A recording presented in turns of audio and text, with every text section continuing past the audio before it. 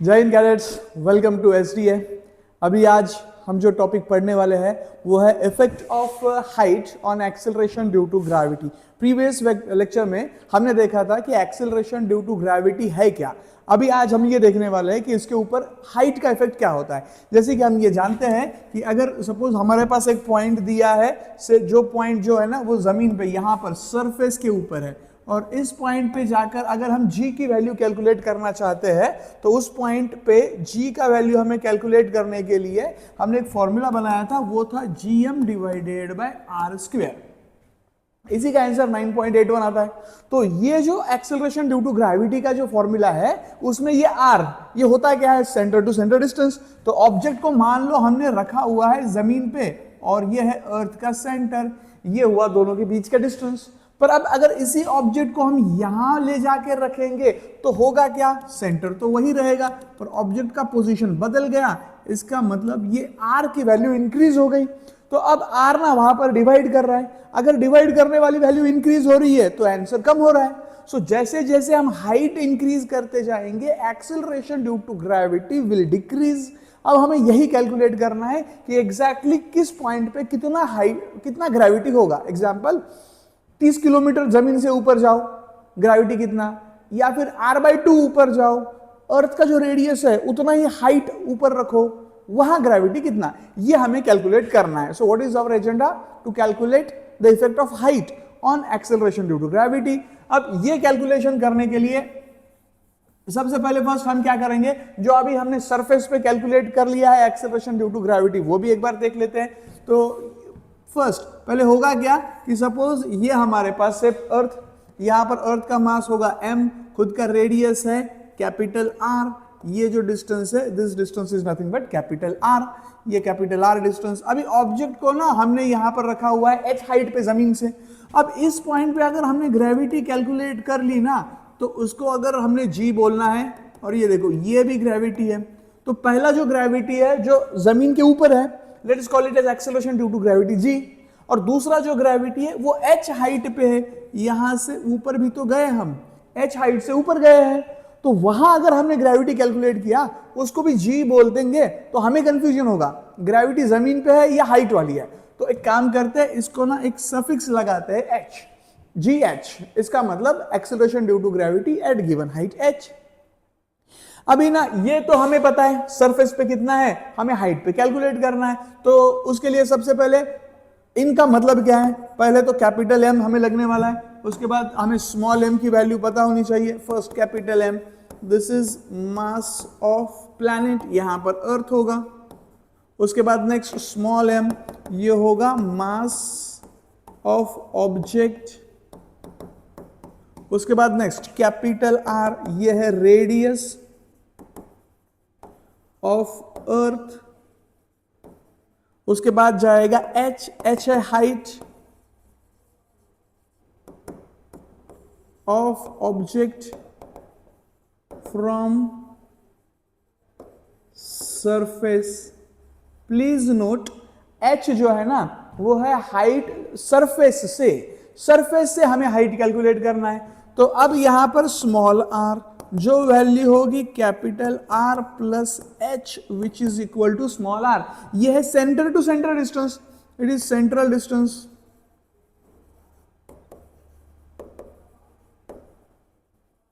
Central distance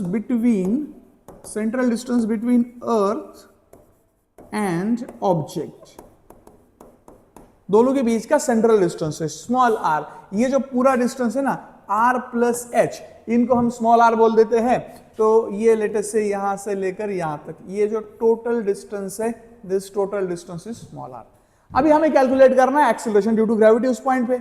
उसके लिए surface पे कितना है ये तो हमें पता ही है, on surface we have, surface के ऊपर ग्रेविटी कितना, तो सरफेस के ऊपर g जो है ना वो है gm divided by r square. This is already we have proved it, ये आया कहां से, हमने प्रूव भी किया था। Let us call this as equation number 1। अभी हमें जानना है at height h, h height पे देखते हैं। अभी एट हाइट h ये क्या होगा, तो सबसे पहले gh, ये वैल्यू कितनी आएगी? तो देखो आप कितना भी हवा में उड़ो, हवा में जितना उड़ना है उड़ो, कैपिटल जी को कोई फर्क नहीं पड़ेगा। आप हवा में उड़ गए इसलिए अर्थ का मास कम ज्यादा नहीं होगा, वो फ्रैक्शन ऑफ केजी में होगा, ग्राम में, वो तो पता भी नहीं चलेगा कि कितना ऑब्जेक्ट का मास कम हुआ या नहीं हुआ है। तो capital G is constant, capital M is constant, पर ना जैसे जैसे हम ये ऊपर जाएंगे ये एच बढ़ता जाएगा। अगर एच बढ़ा है तो सेंट्रल डिस्टेंस बढ़ता जाएगा। तो हमने क्या करना है, यहां पर जो कैपिटल आर लिखा है उसकी जगह आर प्लस एच, बस उतना ही फर्क पड़ेगा। बस आर की जगह पहले क्या था, ऑब्जेक्ट यहां था तो आर आ रहा है, अब ऑब्जेक्ट टॉप मोस्ट पे गया तो आर प्लस एच, ये सेंट्रल डिस्टेंस हुआ। तो ये हमारे लिए इक्वेशन नंबर 2 हुआ। और from this equation number 2 we can calculate acceleration due to gravity at any height. Example आपको बोला है ना, हाइट इज इक्वल टू से 3r, तो यहां पर क्या कर देंगे, सिर्फ 3r लगा देंगे तो हमें आगे कैलकुलेशन आ जाएगा। पर ना यहां पर देखो कैपिटल जी और एम, इनकी वैल्यू बहुत ज्यादा होती है, और ये वैल्यू अगर हमें पता है तो ये कितना वैल्यू है, कैपिटल जी 6.6 इंटू 10⁻⁻11। अर्थ का मास बहुत ज्यादा होता है 6 इंटू 10⁻24, तो ये कैलकुलेशन लेंदी हो रहा है। तो इससे अच्छा एक काम करें, 1 और 2 इक्वेशन को डिवाइड कर लेते, देखो क्या होता है।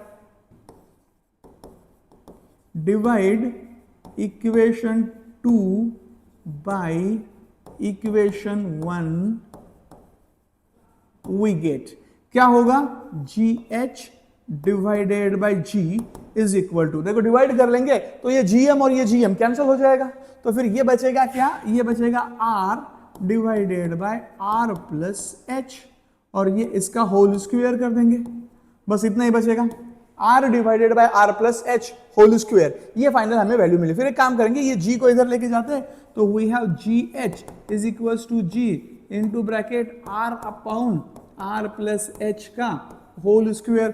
So this is how we can calculate the acceleration due to gravity at height h.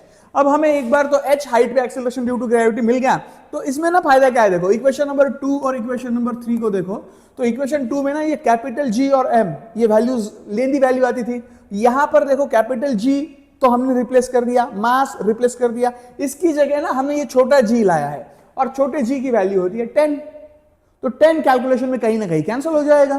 तो इसके साथ कैलकुलेशन करना सिंपल है, आपको अगर 2 फॉर्मूला यूज करके आंसर लाना है तो भी वही आएगा जो नंबर 3 से आ रहा है। तो अब इसमें और एक चेंज देख लो, और एक खास बात यहां पर यह है कि ये फॉर्मूला ना कब यूज करना है, तो ये फॉर्मूला यूज करना है जब हाइट ना टक्कर की हो, रेडियस के टक्कर का हाइट होना चाहिए। मतलब ये नहीं चाहिए मेरे घर के छत के ऊपर ना ग्रेविटी कितना है, अभी छत के ऊपर तो छत का हाइट जमीन से कितना होगा, कुछ मीटर में होगा, से 5 मीटर 7 मीटर 8 मीटर, चलो मान लो 10 मीटर, उससे तो ज्यादा नहीं होगा ना। तो ये h को आप r के साथ कंपेयर कर लो, 50 मीटर कर लिया, 100 मीटर भी कर लिया तो कुछ भी नहीं है, हाइट से 50 metre as compare to earth का रेडियस 6400 किलोमीटर, तो ये बहुत ज्यादा हो रहा है। तो उस कंडीशन में हमने ये फॉर्मूला नहीं यूज करना है। ये फॉर्मूला हमने यूज कब करना है, जब हाइट की वैल्यू कंपेरेबल हो रेडियस से, तभी यूज करना है। पर ना आपको और एक इसमें और एक हम एक सेकंड फॉर्मूला देख लेते हैं, ये कब यूज करना है, जब हाइट का वैल्यू कम हो r से। So if h is less than r, अगर हमें ऐसा दिया है, एग्जाम्पल क्या हो सकता है कि इसे 100 किलोमीटर 200 किलोमीटर 300 किलोमीटर, अब ऐसा कोई पर्टिकुलर फिक्स रेंज नहीं है कि इस पॉइंट तक कौन सा फॉर्मूला यूज करना है, पर 100-200 किलोमीटर के लिए आया तो अभी हम जो फॉर्मूला देखने वाले सेकंड फॉर्मूला वो यूज करेंगे। वो हमने कैसे बनाया, बाइनोमिनल एक्सपेंशन से। अभी वो फॉर्मूला आया कैसे उसमें अभी नहीं जाते हैं, हम सिर्फ यहां पर फॉर्मूला देख लेते हैं वो है क्या। GH जो है उसका फॉर्मूला हमें मिलेगा, GH is equals to G into bracket 1 minus 2h divided by r। तो यहां से हमें acceleration due to gravity at height h मिलेगा। पर ये यूज करना कब है, जब हाइट की वैल्यू कम हो रेडियस से, और ये यूज कब करना है, जब हाइट का वैल्यू काटे का टक्कर, जब हाइट का वैल्यू भी कम नहीं है और रेडियस तो उतना ही रहेगा, तो दोनों में कंपेरेबल है, जैसे 3r 4r ऐसा हाइट है, तब हम ये इक्वेशन नंबर 3 यूज कर सकते हैं। So this is how we can study the effect of height on acceleration due to gravity. यहां हो क्या रहा है, अगर हमारे पास h की वैल्यू इंक्रीज होती है, मतलब कि हाइट, अगर हाइट इंक्रीज हुई तो डिवाइड करने वाली क्वांटिटी इंक्रीज हो रही है, डिवाइड करने वाली क्वांटिटी इंक्रीज हो रही है इसका मतलब क्या, इसका जो आंसर है वो ज्यादा आ रहा है, इंक्रीज हो रहा है, सॉरी आंसर जो है वो कम हो रहा है। एज डिवाइड करने वाली quantity increases, answer decreases, answer जो है वो डिक्रीज होना चाहिए। This is the effect of height on acceleration due to gravity. अब प्रीवियस वीडियो में हमने देखा था कि what is the effect of acceleration, what is the effect of height on acceleration due to gravity. तो अभी आज इस वीडियो में जो हम देखने वाले हैं वो है इसके मिलते जुलते कुछ न्यूमेरिकल्स, इसके ऊपर किस टॉपिक के न्यूमेरिकल्स हमें सॉल्व करने हैं ये डिस्कस कर लेते हैं। बिफोर दैट लेट अस सी कि हमने ये कंसेप्ट क्या देखा था।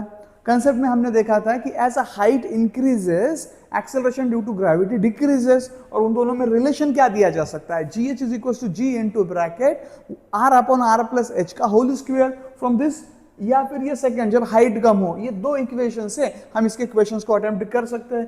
तो इसी में अभी हम पहला फर्स्ट क्वेश्चन देखते हैं। क्वेश्चन हमारे पास यह है कि क्वेश्चन हमें यह दिया है, weight of object is 72 Newton on earth surface,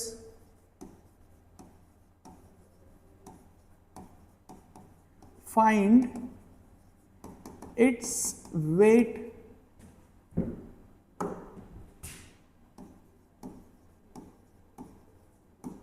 find its weight at height r/2 from surface। तो देखो हमें क्वेश्चन में पहले दिया क्या है कि हमें क्वेश्चन में ना पहले फर्स्ट दिया है वेट ऑफ ऑब्जेक्ट, लेकिन ये वेट कहाँ है, तो ये वेट है सरफेस के ऊपर, सरफेस पे वेट दिया है, कितना दिया है 72 न्यूटन। अभी वेट तो हमें मिल गया, उसके बाद अभी ना हमें हाइट दी है वो है r/2 के बराबर, और वहां जाके हमें कैलकुलेट करना है कि उसका वेट कितना होगा। तो वेट कैलकुलेट करने के लिए पहले हमें GH फाइंड करना पड़ेगा, क्योंकि वेट इक्वल टू mg। तो जो ऑन सरफेस है ना, on surface weight is equal to mg which is equal to 72 Newton. तो m इंटू जी, इसका आंसर 72 आता है, हमें चाहिए gh की वैल्यू। तो gh के लिए हम क्या यूज कर सकते हैं, g into bracket r upon r plus h का whole square. So this is equals to g into bracket r upon r plus, अब देखो क्या करना है, हाइट कितना दिया है अपने को, हाइट इज गिवन r/2, तो यहां पर हम ना r/2 लिख देते हैं, इसका होल स्क्वायर भी है।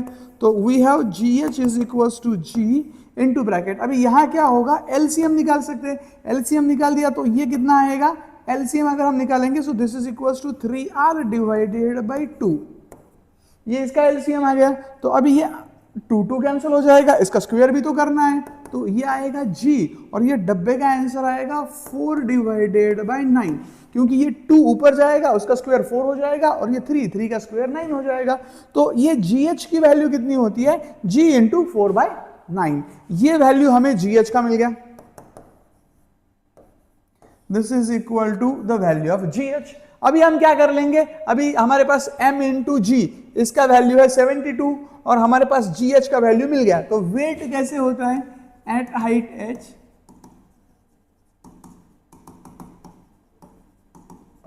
weight W at height h is equal to m into gh, m into gh का वैल्यू लगा देंगे। अभी m, यहां से m कितना आ जाएगा, यहीं से अगर हमने m कैलकुलेट कर लिया तो m होगा 72 डिवाइडेड बाई g, ये m की वैल्यू है, m का वैल्यू भी वहां रख सकते हैं, m is equal to 72 divided by g और मल्टीप्लाई बाई ये gh कितना है, तो gh है g into 4/9, g into 4 divided by 9।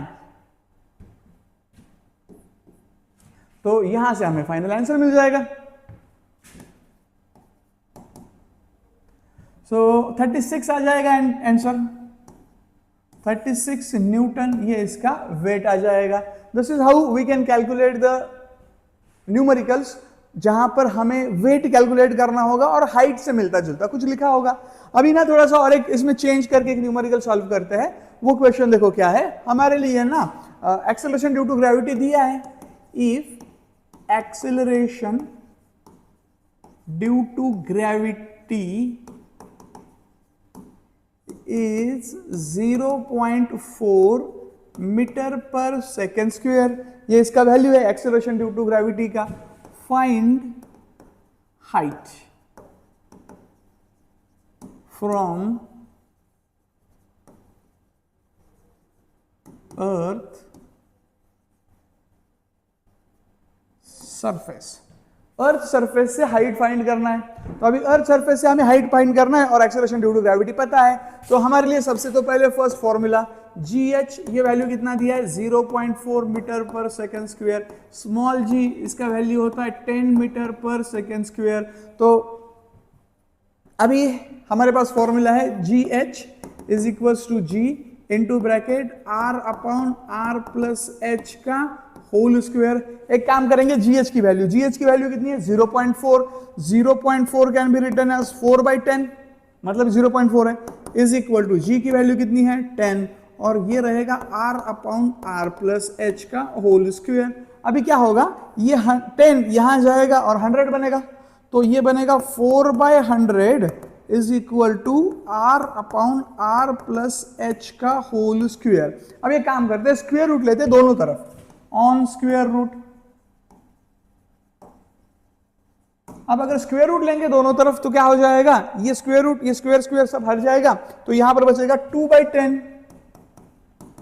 2/10 is equals to R upon R plus H। Cross multiply कर लेंगे तो 2R plus 2H is equal to 10R। तो यहां से क्या हो सकता है, R उधर चला जाएगा तो 2H is equal to 8R, या फिर H is equal to 4R। इसका मतलब हाइट कितना जाएंगे, 4R हाइट पे जाएंगे, तो हमें एक्सेलरेशन ड्यू टू ग्रेविटी मिल जाएगा 0.4। इसका उल्टा भी ट्राई कर सकते हो, अगर आप मान लेते हैं कि हमें हाइट पता है और ग्रेविटी कैलकुलेट कर लेंगे तो वो 0.4 ही आ जाएगा।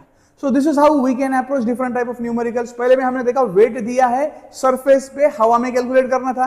दूसरा ग्रेविटी हमें ऑलरेडी दिया है और हमें यह बताना है कि हाइट कितना है। So by this method we can calculate numericals based on effect of height on acceleration due to gravity. Thank you.